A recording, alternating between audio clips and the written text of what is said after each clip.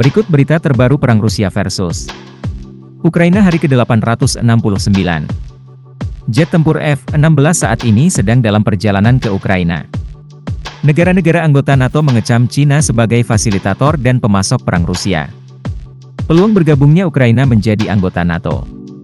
Perdana Menteri baru Inggris, Keir Starmer, berjanji akan mendukung Ukraina. Selengkapnya, berikut informasi terbaru perang Rusia versus Ukraina hari ke-869, dikutip dari The Guardian. Jet tempur F-16 mulai ditransfer ke Ukraina. Menurut pernyataan dari pemerintah Belanda dan Denmark yang dirilis oleh Gedung Putih pada pertemuan puncak NATO, jet tempur F-16 gelombang pertama sedang dalam perjalanan menuju Ukraina. Dan Sabak mengatakan bahwa jet tempur akan menjadi yang pertama dari sekitar 85 pesawat tempur yang dikirim ke Kiev. Nantinya, jet tempur F-16 ini akan mulai terbang di atas langit Ukraina pada musim panas ini.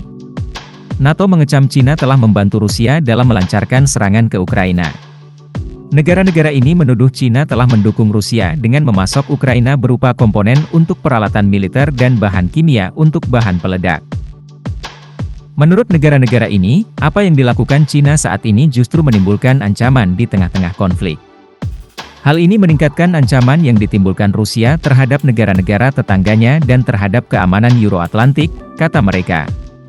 Sekutu NATO mengatakan soal masa depan Ukraina. Saat menghadiri pertemuan puncak mereka di Washington, Sekutu NATO mengatakan bahwa masa depan Ukraina ada di NATO. Mereka juga menegaskan bahwa terkait keanggotaan Ukraina di NATO tidak dapat diubah. Sekretaris Jenderal NATO Jens Stoltenberg mengatakan keanggotaan Ukraina di NATO bukanlah pertanyaan tentang apakah, tetapi kapan. Janji PM Inggris Keir Starmer kepada Ukraina. Keir Starmer berjanji bahwa Inggris akan mendukung Ukraina selama diperlukan. Ia juga menegaskan bahwa paket bantuan untuk Ukraina akan terus berlanjut. Pada pertemuan puncak NATO pada hari Kamis, Starmer akan memperingatkan bahwa garis depan pertahanan wilayah Euro-Atlantik adalah parit Ukraina. Sementara itu, Inggris juga telah mengonfirmasi akan menyumbang 40 juta euro untuk paket bantuan komprehensif NATO untuk Ukraina. Pernyataan Keir Starmer dikritik Kremlin.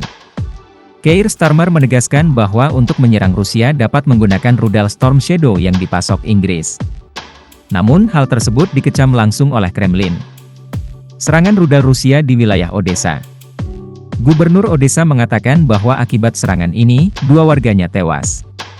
Serangan ini juga telah menghancurkan infrastruktur pelabuhan. Klaim Badan Keamanan Rusia, FSB.